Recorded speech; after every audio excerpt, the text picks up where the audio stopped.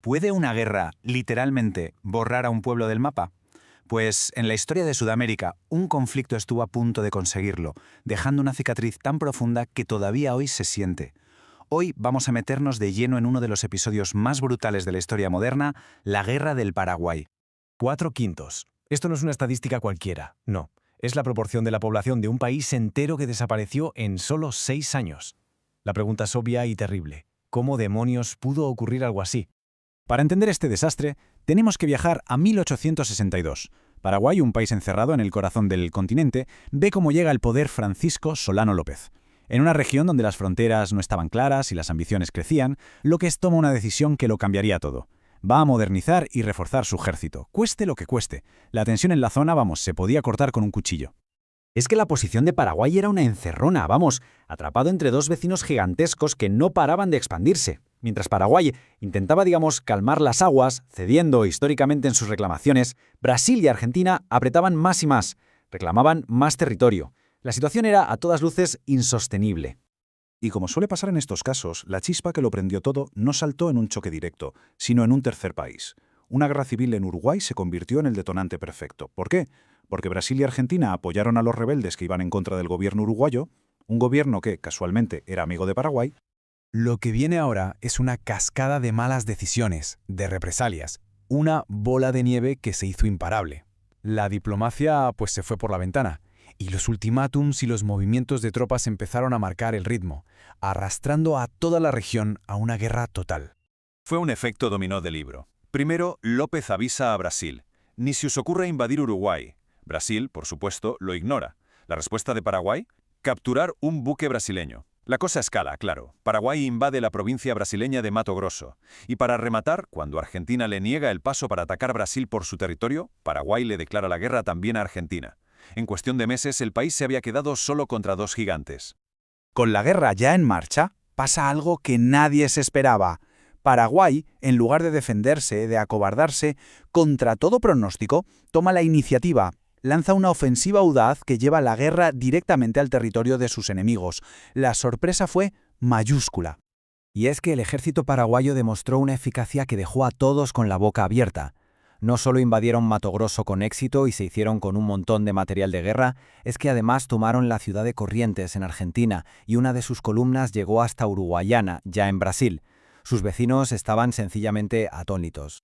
Claro, la respuesta a estos avances fue la creación de una coalición potentísima, la Triple Alianza, formalizada en un tratado secreto. Y ojo con los términos, porque eran brutales. No solo querían echar a López, no. Querían desmantelar Paraguay por completo, repartirse su territorio y cargarle con unas deudas de guerra imposibles de pagar. Cuando este tratado se filtró, el escándalo en toda Sudamérica fue tremendo. El 11 de junio de 1865, todo, absolutamente todo, cambió. En la batalla de Riachuelo, la armada brasileña destrozó por completo a la flota paraguaya. Y esto era clave porque sin esos barcos era imposible mantener abastecidos a los ejércitos que luchaban en el sur. Fue un desastre, pero con todas las letras. Las consecuencias de esta derrota en el río fueron inmediatas y catastróficas. Sin apoyo logístico, los ejércitos paraguayos en el sur estaban sencillamente vendidos. Primero son derrotados en Yatay, luego la columna principal es rodeada y se tiene que rendir en Uruguayana, y finalmente no les queda otra que abandonar Corrientes. Toda la ofensiva paraguaya se vino abajo como un castillo de naipes. La ofensiva paraguaya estaba rota, y la guerra dio un giro de 180 grados. Ahora entraba en su fase más salvaje. En abril de 1866, los ejércitos aliados invaden Paraguay, y el conflicto se convierte en una defensa a la desesperada de cada centímetro de tierra. Aquí tuvo lugar una de las batallas más sangrientas de la historia de América. Así, sin más, Tuyutí. A pesar de ser muchísimos menos, López ordenó un ataque frontal contra las posiciones aliadas. El valor de los soldados fue legendario, pero el resultado fue una auténtica carnicería. 13.000 bajas paraguayas en un solo día. Una catástrofe. Pero, y esto es increíble, la guerra estaba lejos de terminar.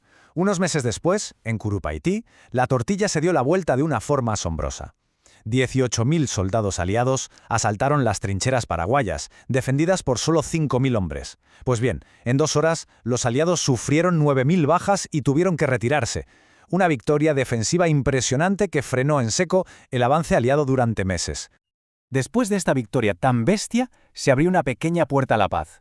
López se reunió con el presidente argentino, Mitre, Parecía que había una salida, un posible acuerdo. Pero todo se fue al traste. ¿Por qué? Por la intransigencia de Brasil, que se negó en redondo a aceptar cualquier cosa que no fuera la rendición total y absoluta de Paraguay.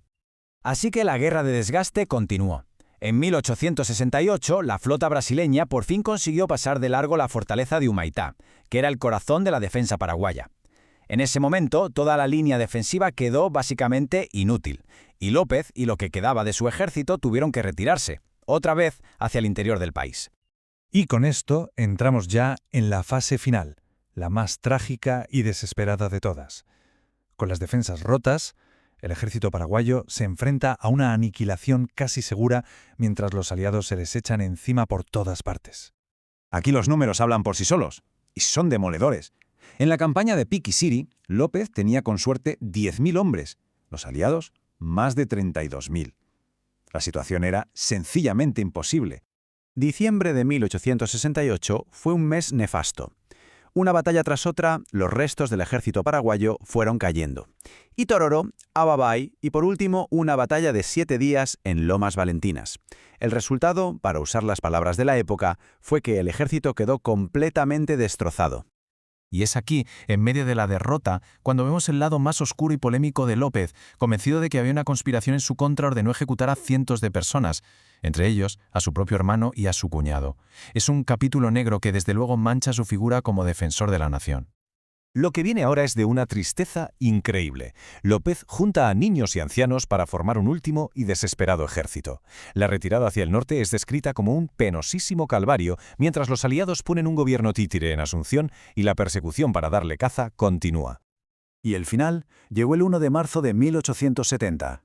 En Cerro Corá, López, con apenas 470 hombres, se encontró con el grueso del ejército brasileño. El combate fue breve, 15 minutos. Fue derrotado y asesinado allí mismo. Con su muerte, la guerra de 6 años llegaba por fin a su fin. Y así volvemos al principio, a ese número que lo dice todo. Un 80% menos.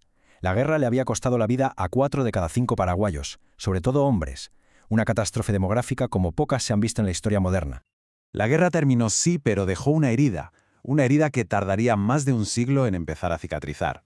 La pregunta final es inevitable y nos deja pensando en las consecuencias tan brutales y duraderas de este conflicto.